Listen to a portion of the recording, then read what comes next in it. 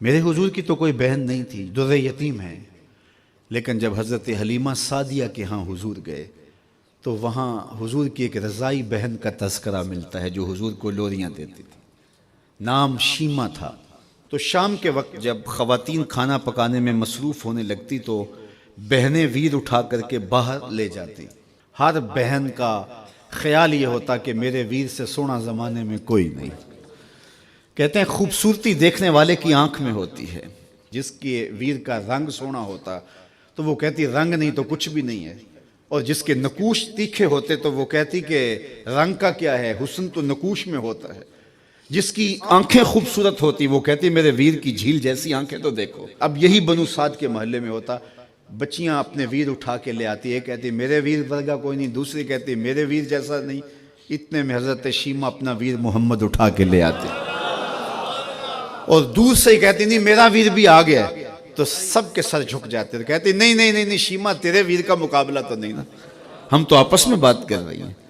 اور پھر جب کسی بہن کے ویر کو متفقہ طور پہ ساری کہہ دیں کہ تیرا ویر ہی سونا ہے تو پھر اس کا فخر دیدنی ہو نا، پھر ان کا ذوق آسمان کو چھونے لگتا۔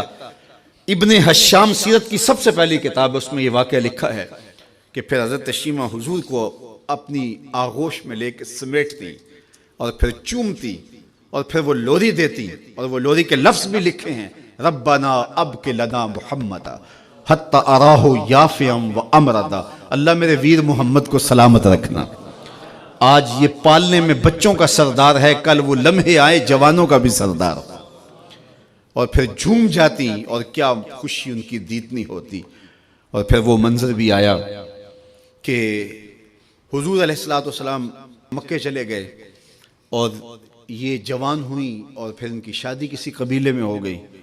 آقا کریم نے اعلان نبوت کیا، 13 سال کا وقت کٹا اور پھر حضور مدینہ شریف چلے گئے۔ جب غزوات کا سلسلہ شروع ہوا تو جس قبیلے میں شیمہ کا نکاح ہوا تھا اس قبیلے میں مسلمانوں کے ساتھ ٹکراؤ ہوا تو اللہ نے مسلمانوں کو فتح عطا کر دی۔ تو اس قبیلے کے لوگ قیدی ہو کے حضور علیہ السلام کے غلاموں کے ہاتھوں گرفتار ہیں۔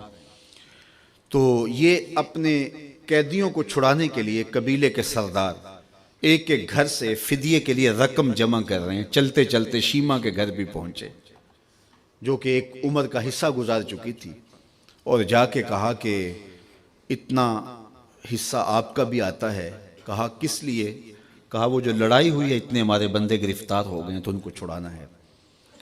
تو چلتے چلتے باتوں میں کسی کے لبوں پہ حضور کا نام آ گیا تو شیمہ نے کہا اچھا انہوں نے تمہارے لوگ پکڑے؟ کہا ہاں۔ تو کہا پھر تم رقم اکٹھی نہ کرو، مجھے ساتھ لے چلو۔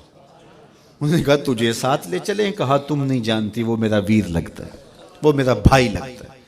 قوم کے سرداروں کے ساتھ حضرت شیمہ حضور کے نوری خیموں کی جانب جا رہی ہیں اور صحابہ ننگی تلواروں سے پہرا دے رہے۔ یہ مکی دور تو تھا نہیں، یہ مدنی دور تھا۔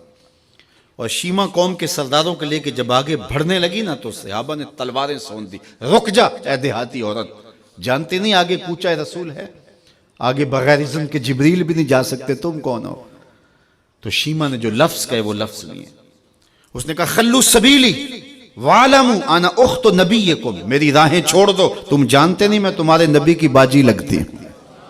تلواریں جھک گئیں، آنکھوں پر پلکوں کی چلمنے آ گئیں، راستہ چھوڑ دیا۔ حضور کے خیمہ نوری میں داخل ہوئی تو حضور نے دیکھا، پہچان لیا، اٹھ کے کھڑے ہو گئے۔ فرمایا بہن کیسے آنا ہوا؟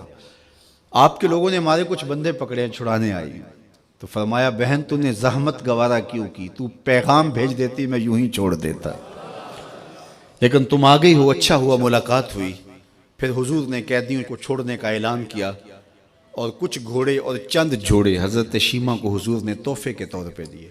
ویروں کے دروازے پر بہنیں آئیں تو ویر خالی تو موڑا نہیں کرتے، تو حضور نے بہت کچھ عطا کیا۔ اور پھر رخصت کرنے خیمے سے باہر آئے تو صحابہ کی جماعت منتظر تھی۔ فرمایا صحابہ جب میں قیدی چھوڑا کرتا ہوں میری عادت تمہیں معلوم ہے کہ میں پہلے تم سے مشاورت کیا کرتا ہوں، آج ایسا موقع آیا کہ میں نے تم سے مشاورت بھی نہیں کی اور قیدی بھی چھوڑ دیے۔